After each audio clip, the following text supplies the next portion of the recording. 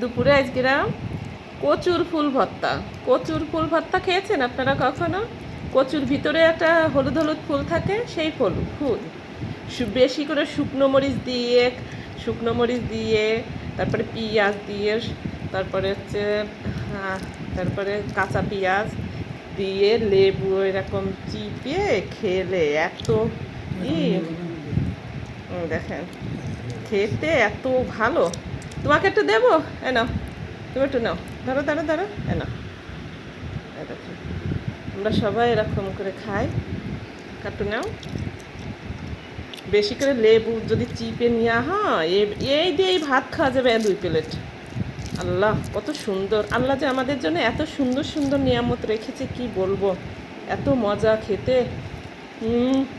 কি যে মজা, কি বলবো আপনাদের, খুবই মজা, খুবই মজা।